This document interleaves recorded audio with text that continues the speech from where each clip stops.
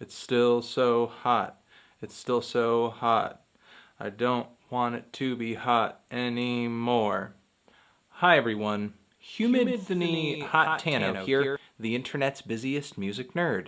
And it's time for a review of the new PartyNextDoor record P3. This is the latest full-length LP from Ontario singer, songwriter, producer, PartyNextDoor, one of Drake's flagship artists on his ever-growing OVO Sound record label, a record label that in the past I haven't been a big fan of. I've been pretty vocal about not being a big fan of the output of the label, as it continually releases these generic, airy, moody, bland alternative R&B records that are pretty wash, rinse, repeat, all of which just copy and paste the same alternative R&B isms that originally came from The Weeknd, or have already been on a Drake record. Maybe these artists helped Drake kind of forge these sounds, but they end up on Drake's albums first, which is the downside of being signed to a very popular contemporary artist. Now, my last run-in with PartyNextDoor's music wasn't exactly a positive one. The title of the album was 2.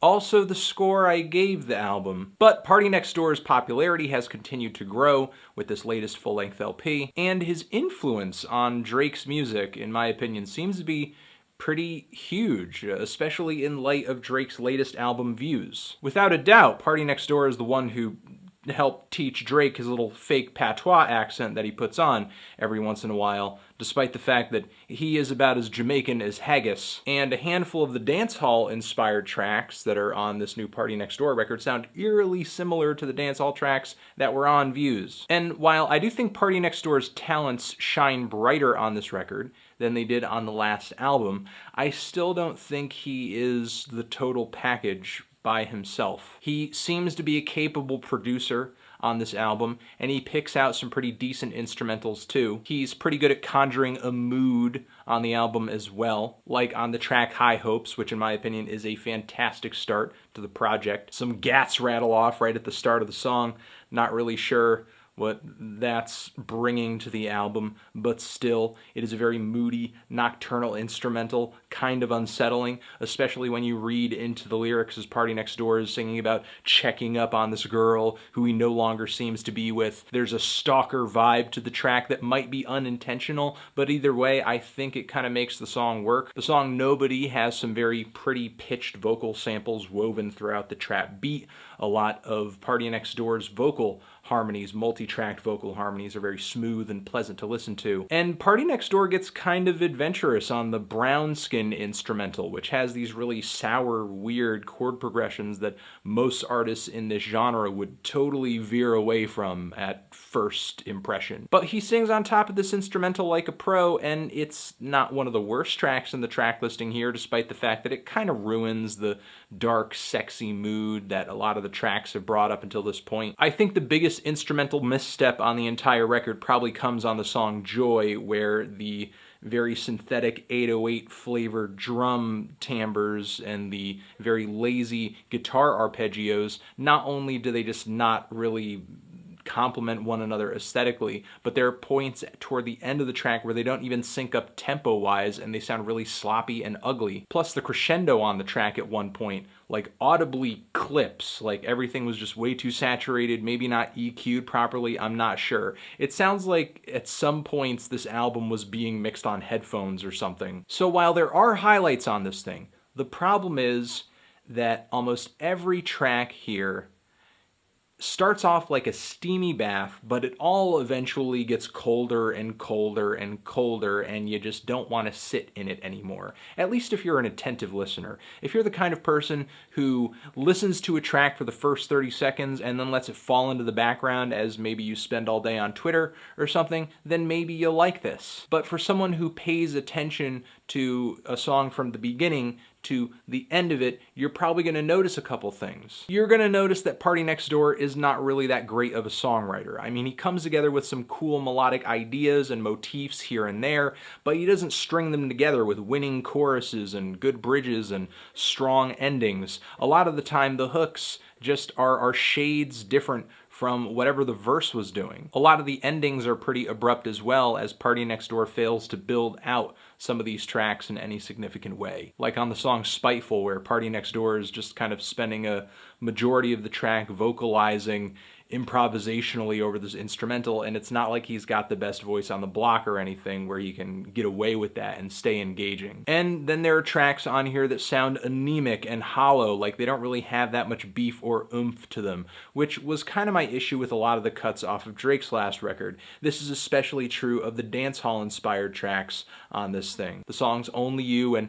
Not Nice, You're Not Nice. These tracks share so many similarities with cuts like One Dance from Drake's last album, and they are equally bland. The verses are so sparse and have so little going on, and the spotlight is mostly on the vocals, and it's not like the lyrics are so fantastic that they're deserving of such a barren, open space. Which brings me to my next point, and that's that PartyNextDoor is not exactly a great lyricist. In a way, it's kind of like an Achilles heel to the record.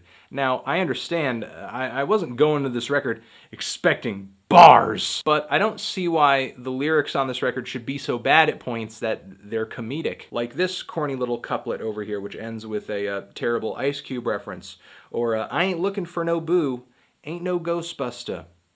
Sent a message to my Instagram, use a vegan, but you goin' ham. Or the premise of the track Don't Know How, which is all about this girl who looks great, obviously takes great pride in her appearance, maybe dressing a little sexy, and PartyNextDoor is saying to her, well, if you're gonna look like that, you better know how to fuck. And I get that he's saying, hey, you know, you better be good at sex looking like that, but the way that he phrases it, it sounds almost as if like there might just be a possibility that she just doesn't know how sex works. And, you know, human beings, we've been doing it for thousands, millions of years at this point. I think we got it down. If we didn't have it down, there wouldn't be 16 and pregnant. You know, going out on a limb here, just gonna guess that this track does not take place at some Christian abstinence camp, and maybe at a club where the girl who he's singing about is likely to know how the sex works. And the song Problems and Selfless, maybe the most hilarious track in the track listing here, where over and over PartyNextDoor is he's singing, but it doesn't really sound like he's singing something he wrote. It sounds almost like he's just talking off the dome, and there happens to be like some kind of made up improvised melody to it, where he's just singing about these two women fighting over him, and he hopes his son has this problem. I don't get it. Is this like some narcissist internal monologue as like two women are fighting over him? And then what's even funnier is the second half of the track, where after just going on and on and on redundantly about these two women fighting over him, he goes on about how this girl who he's singing about in his mind is selfish. And then this point in the track doesn't really connect to the previous point in the track and doesn't really develop all that significantly. This song is essentially two half songs that just die out. And there are moments on this LP where PartyNextDoor is not really that much of a performer, like on the song Transparency, where he barely sounds alive on his own song. I don't understand this current day trend in contemporary rap and R&B, where it's like popular to sound like you don't even have a pulse when you're on the mic. I'm not saying you gotta be ODB, I'm not saying you gotta be like Danny Brown or anything like that, but like at least sound awake. All that being said, I did find this record to be an improvement on what PartyNextDoor did on his previous album. I thought the production was better. I thought there were a few captivating musical moments, though the album generally was a little light on the writing side, and you know, some of these instrumentals were a little too hollow for my taste,